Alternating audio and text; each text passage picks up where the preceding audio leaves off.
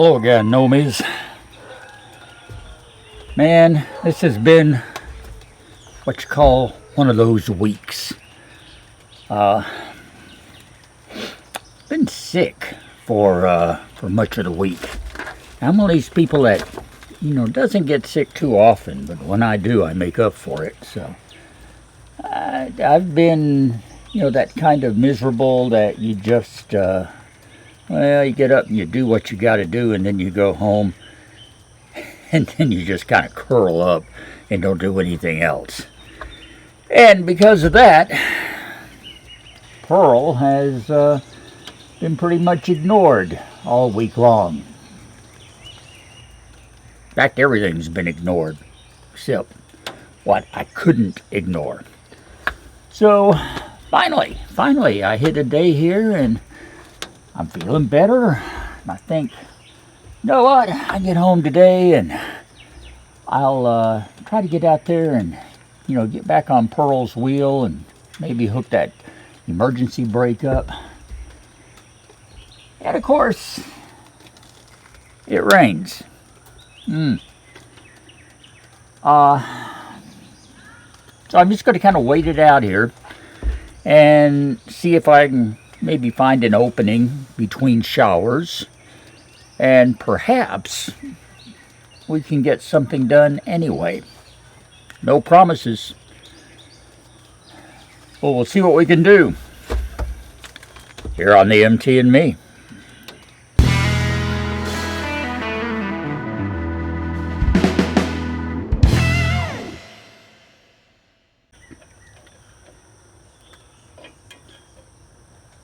Now, when we last left Pearl and her brake, we had successfully reinstalled the parking brake arm.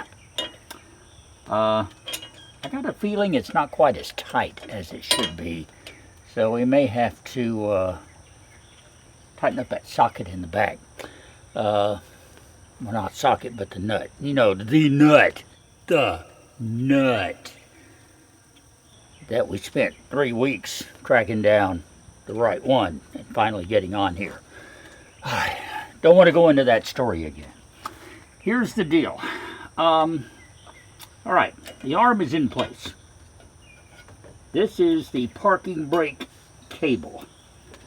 It does not go up there. It has to go down here. Sure it does.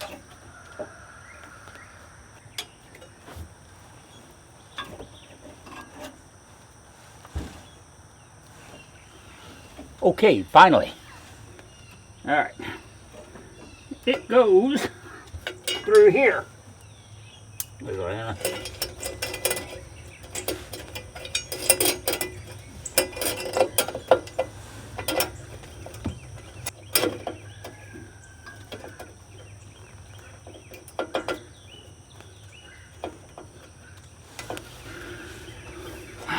But it's supposed to fit better than that. Okay.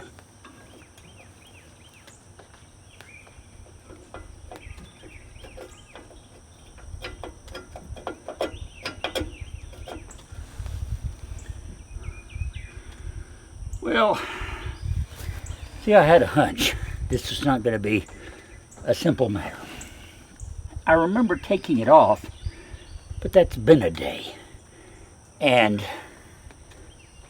I don't remember all of the little details of that. So, eventually, when I get that in place, this will hook into here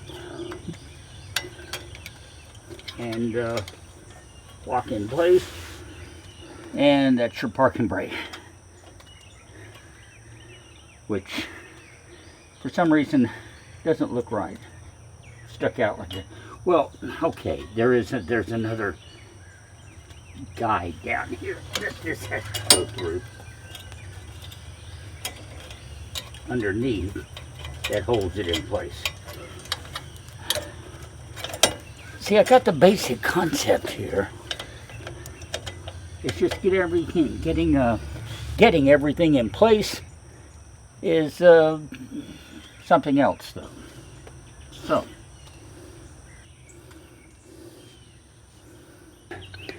this might not be as easy of a job as for some insane reason I thought it would be.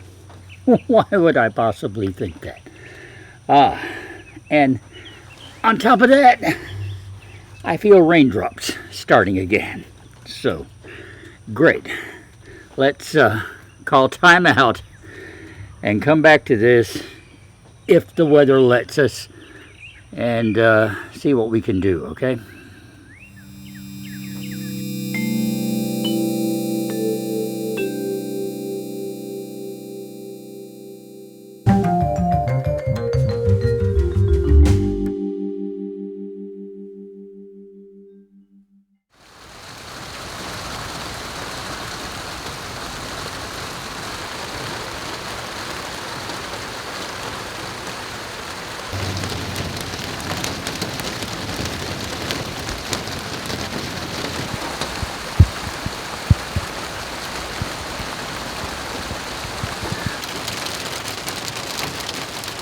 Well, no more work on Pearl today.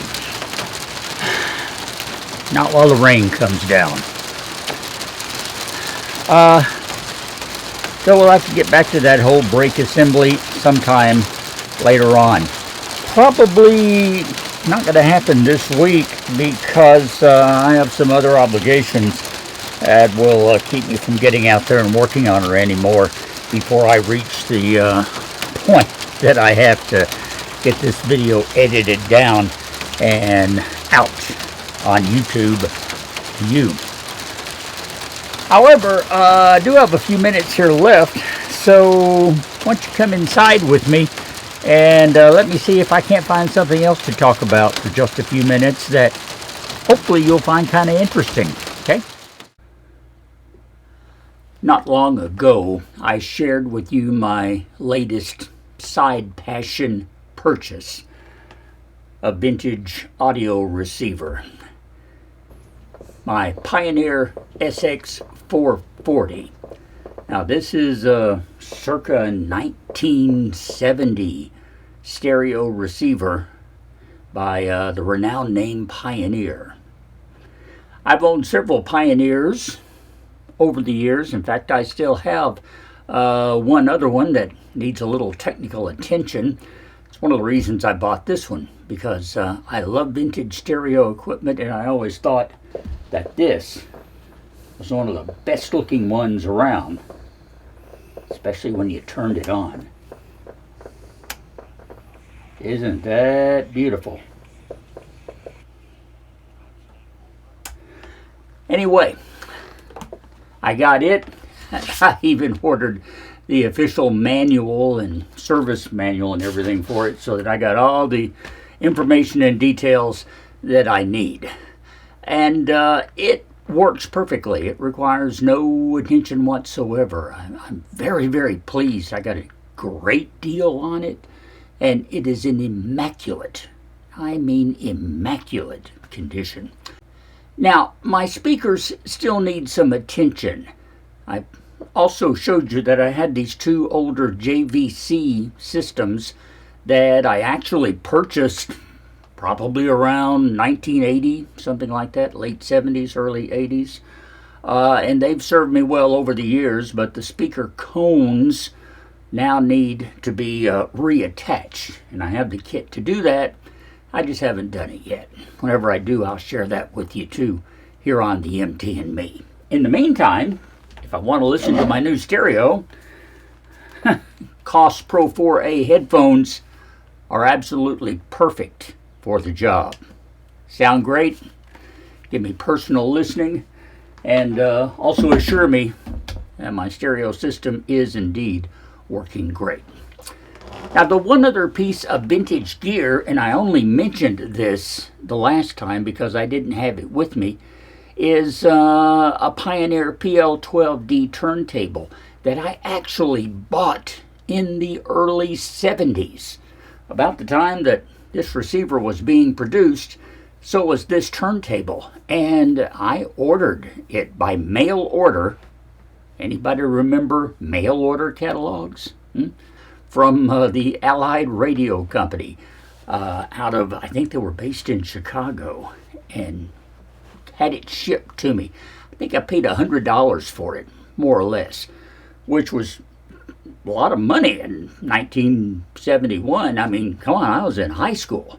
So every penny was very valuable. It took me a while to save up for that, but I bought it. It's lasted me all these years, and here it is. Now, as you can see, it is also in beautiful condition. I like to take care of my stuff, as you can tell. It still works perfectly. I do not have it plugged in at this time, so I can't really show you. You got to trust me on that. I have bought a new belt for the turntable. This is a belt-driven platter, and so I've got the new belt. I'll change that out here before too long. The only other problem with it is that over the years, the audio connections have worn. This is the original audio connections, and I had to cut them off and replace the plugs. Now, for reasons I don't remember, I replaced the RCA male plugs that you usually find with female plugs. Anyway, that's why I have a patch cable plugged in to use this thing. But not to be satisfied with that, I managed to order a replacement set. Now, these are the original pieces right here, out of another PL12D. It also includes, as you can see, the power cord. And I'm not sure if I'll replace the entire assembly or not, because like I said, my power cord is just fine. There's no problem there. I have installed on this a Stanton 500 AL cartridge. Here again, that's another 1970s product that's still respected to this day. And it is one that we used professionally in radio.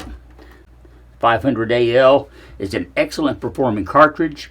This one has a conical stylus in it. I also have some elliptical styli that'll fit it as well.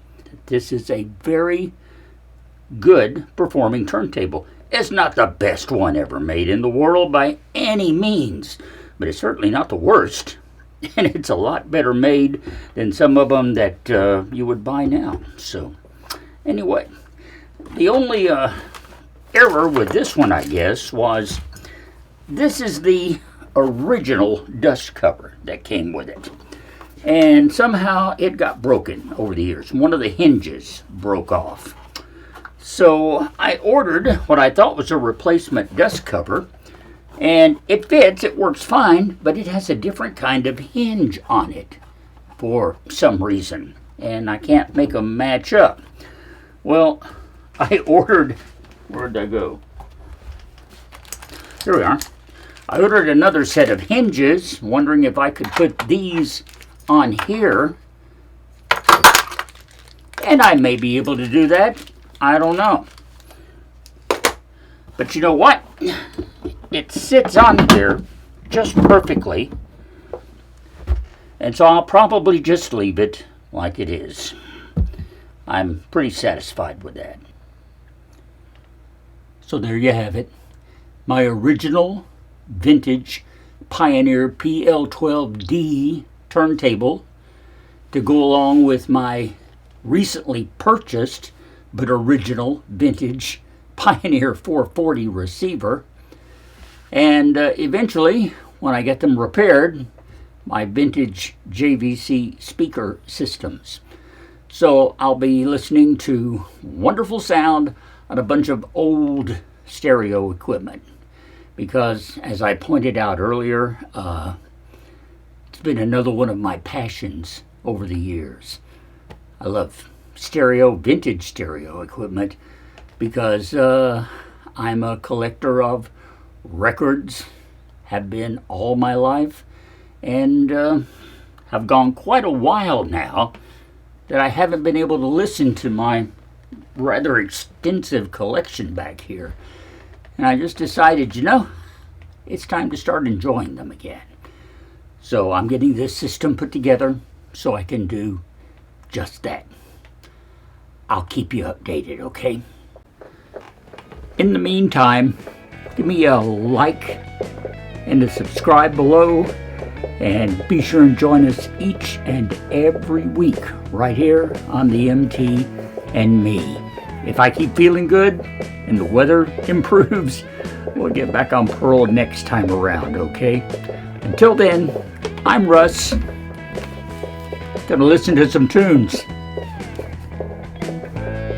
We'll talk later.